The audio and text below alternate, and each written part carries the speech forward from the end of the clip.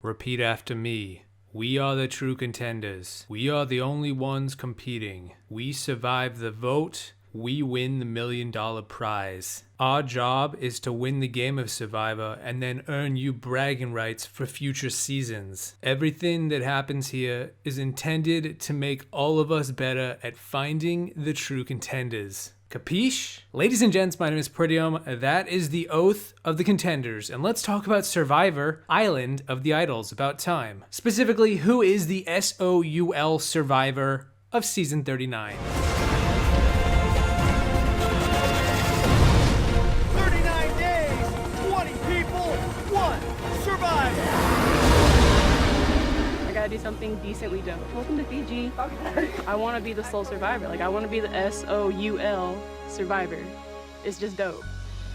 I oftentimes enjoy looking at Survivor as a murder mystery whodunit show where there's already a winner, we just don't know who it is yet. Obviously, we're gonna find out who wins by the end of the season, but for now, we're just along for the ride, oblivious to the culprit, questioning if it is indeed the butler or the gardener or the golden boy. In this video, I'll be talking about who currently has the best chance to win this season of Survivor, as I will be giving you guys my top 4 contenders to win the game. For those out of the loop, each year for Big Brother, Survivor's sister show, after about 3 episodes or so, I've tried to predict who I think is going to win the season. I narrow the cast down to 4 players with the idea that one of these 4 will in fact be the winner. And as for everyone else, what happens to the rest of them? They will be taken and executed.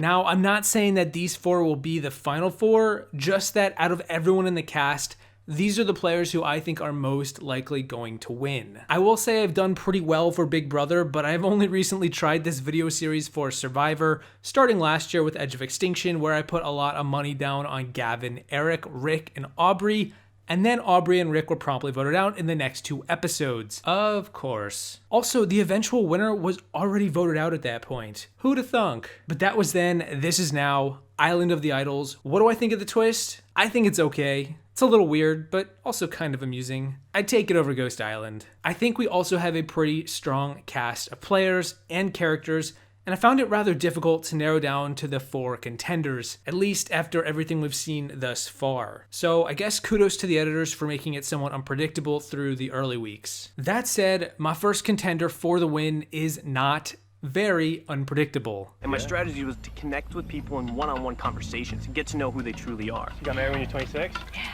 I'm 26. I've been dating my girlfriend for 3 years. Awesome. And it's really working. Everyone has been coming up to me, and I think I did a great job of connecting with people one-on-one, and I'm building a lot of alliances. It's Tommy, BB21. No, it's the redhead who best keep his eye on Lauren lest he get burned. I think Tommy is looking pretty dang good so far, and I like what he's bringing to the table. He's obviously no slouch physically. He's one of the younger players this season. He's laid out a strong, usually winning strategy to us. He wants to make as many connections as possible. Survivor is a social game more than anything, and yeah, I think he's got the best approach. The big question is, will he become too much of a threat socially? Because being the go-to guy is great until others begin to realize everyone is going to him and not themselves. He doesn't seem to have a loud personality, which I think will work to his benefit in the game, keeping that target off his back, and if he can just maintain his friendships in spite of blindsiding some of them after one tribal, I think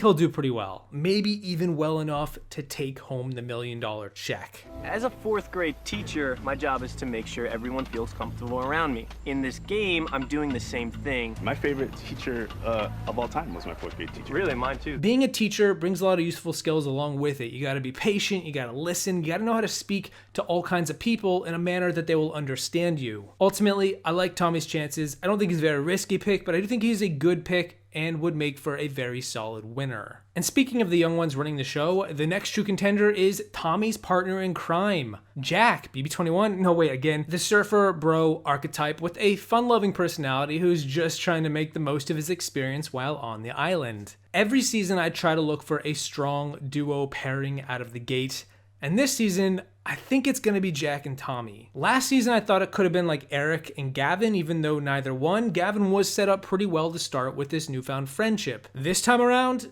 I'm all aboard the Jack train. So why Jack? Well, Why not Jack? In the premiere, he touched on his strategy to be liked by everyone and to find a person he can really confide in, aka Tommy. But more than that, we saw Jack be a part of this power trio, the royalty of the tribe, and yet, despite being in this superior position, he was blindsided at the first tribal council. You would think that that would be bad on paper, but Jack didn't get bitter or salty or upset about it. He smiled and appreciated the good move and told us he needed to work better to find a way out of this position. It's yet to be seen if he can, but I personally think he can. He's a positive guy who's looking on the brighter side of things, and I think that mindset can do you wonders in a game all about social politics and jiving with the people around you. You look at someone like Aaron on the other tribe, when he was blindsided, all he did was rage and push people away. They won't forget that. But they will appreciate Jack taking the game in stride, thus keeping his options open. He may not have been a king or queen, but in some games, a Jack will do just as well. The goal and what I'm trying to accomplish is to be liked by everyone. I want everyone to want to have a relationship with me. With all this purple love, it's about time we talk about the other half of the field, right? Orange Tribe, the most cursed tribe color in Survivor history, and if I'm being honest, I get the impression it might stay that way. But let's cover our bases because my third contender is none other than Missy Bird, the Air Force vet, with a pretty dang good story and a fairly well executed strategy to start.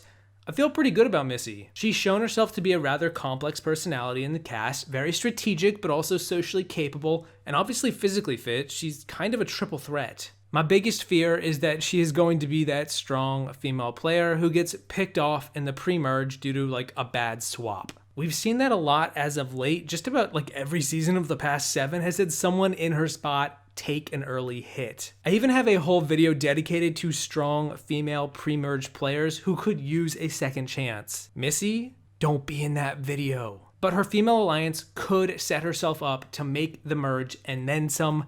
I kind of hope it happens. I went into the military at 18 and I played basketball for the Air Force team. And then about 3 years in, I developed a brain tumor. And at one point, I couldn't walk. I couldn't talk, I almost died. I was really lucky because right now the tumor is completely gone. So it's kind of like new life. And now for my final contender, the dark horse of the season. I've waffled a bit with this pick between Janet and her fire starting to Chelsea and her superfan idol finding to Elaine, who was basically foretold to win this season in the premiere, but ultimately I'm settling on a player who I didn't feel so good about after just one episode. It's Jason, the freak, the geek, the guy who searches for an idol on day 1 and gets called out for it. I think his story is just picking up steam and he's definitely one to watch. You know, Jason is a gamer, a lawyer from the Big Apple. He is playing the game hard and may have already dug himself out of that day 1 hole that Dan predicted he would need to get out of. Jason is the underdog right now, and it may cast him as the wild card throughout the season where nobody fully knows where he stands, but overall, I think he's a fairly likable guy who knows how to make his case, can play the game hard enough and well enough to recover from any potential early pitfalls, and if he gets far enough, could be smart enough to make a beeline for the finish line with all of his determination to pull out that win. As he said to himself, buckle up, baby. It's gonna be a wild ride. Now, am I 100% certain of that? Hell no. It sounds too good to be true. Don't dance, don't dance. I can't help it. Stop dancing. There's no dancing allowed. I'm in this weird complex with Noura right now because she's my friend. I got into trouble early. People kind of kicked me to the side. The only person that really came to my aid was Noura. I feel I owe her something.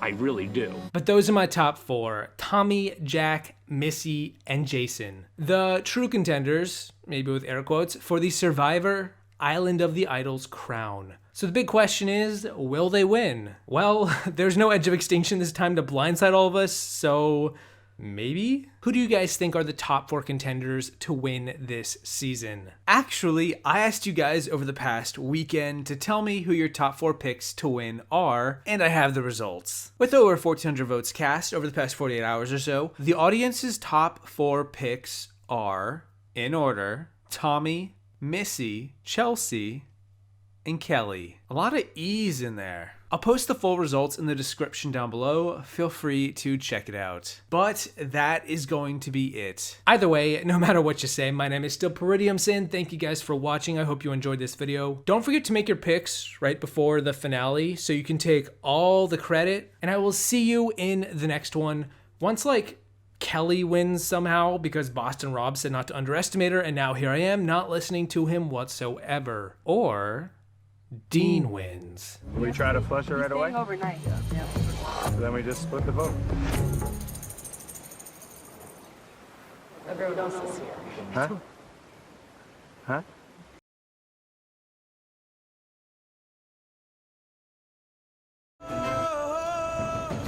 It was intended for Vince, but as someone infamously once said, Split the vote.